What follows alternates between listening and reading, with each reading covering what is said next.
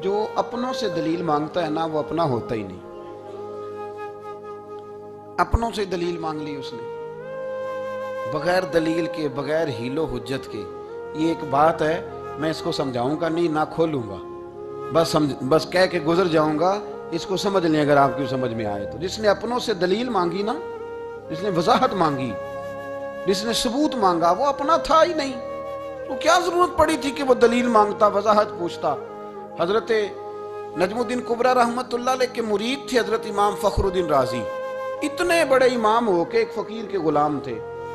تو فرماتے ہیں آخری وقت آیا تو شیطان آ گیا. میں اس کو کہتا تھا رب ہے، تو شیطان بھی تو بڑا عالم ہے نا، تو وہ دلیل توڑ دیتا تھا. فرماتے میں نے 360 دلیلیں دی، اس نے ساری توڑ دی. تو پھر میں نے اپنے شیخ کی طرف توجہ کی. میں نے کہا حضور کو نظر کرم فرمائے.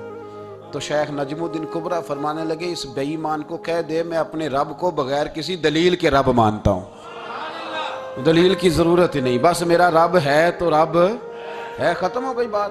نبی رحمت علیہ السلام فرمانے لگے میں نے جس کے سامنے بھی دین پیش کیا اس نے دلیل مانگی. فرمایا یہ واحد میرا ابو بکر صدیق ہے. میں نے اسے کہا ہے کلمہ پڑھ لو، اس نے دلیل مانگی نہیں، فوراً ہی کلمہ پڑھ کے مسلمان ہو گیا. کوئی دلیل نہیں، کوئی معجزہ نہیں، کوئی طلب نہیں، کوئی شے نہیں. ساری زندگی مطمئن ہی نہیں ہو پائے لوگ، ساری زندگی اطمینان ہی نہیں ہو سکا. اس کو بھی سنا، اس کو بھی سنا، اس سے بھی سوال پوچھا، اس سے بھی پوچھا.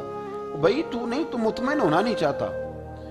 تو بحث کرنے کے لیے علم سیکھ رہا ہے، اس نے عمل کرنے کے لیے سیکھنا ہوتا ہے. اس کو تو ایک حرف ہی بڑا کافی ہوتا ہے. تو ایک لفظ کی ضرورت ہوتی ہے. ایک جملے میں ساری زندگی لوگ گزار دیتے ہیں.